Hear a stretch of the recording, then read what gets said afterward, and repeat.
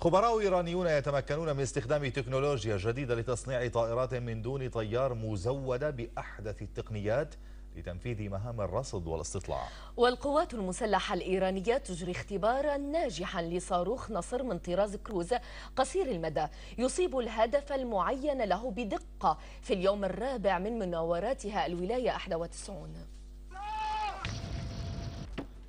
صاروخ كروز نصر أصاب الهدف المعين بدقة متناهية في المناورات البحرية التي تجريها القوات المسلحة الإيرانية على مساحة نحو 1,000,000 كيلومتر مربع في مياه الخليج وبحر عمان وشمال المحيط الهندي.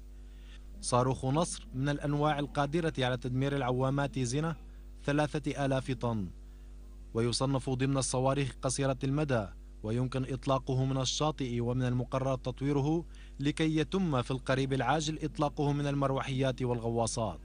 ويزيد الإنتاج المتسلسل لهذا الصاروخ واعتماده من القوات البحرية في الجيش الإيراني من قدرتها بشكل ملحوظ. كما قامت القوات البحرية بإطلاق صاروخ رعد الجديد وتوربيدات نحو الأهداف المحددة حيث أصابتها بدقة. المتحدث باسم المناورات البحرية الإيرانية الأدميرال أمير رستكاري أكد عدم وجود أي مخطط للتدريب على إغلاق مضيق هرمز خلال المناورات، وقال إن خطوط الملاحة البحرية مفتوحة إلا المناطق القريبة من إجراء المناورات.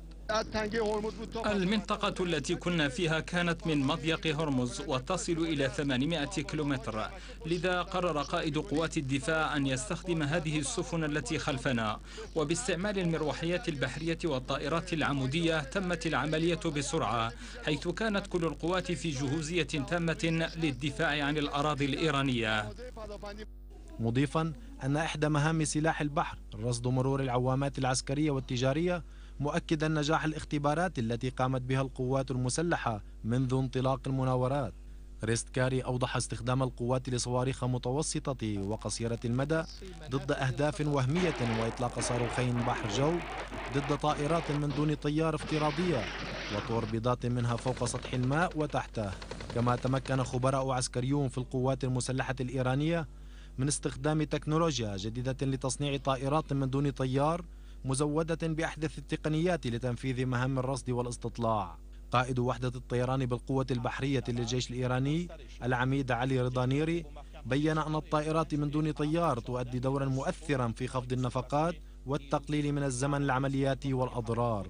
وأضاف رضانيري أن المهمة الرئيسية لوحدة الطيران بالقوة البحرية الرد السريع ونقل المعدات والتجهيزات العسكرية ومشاة البحرية والقوات الخاصة في عمليات الدفاع.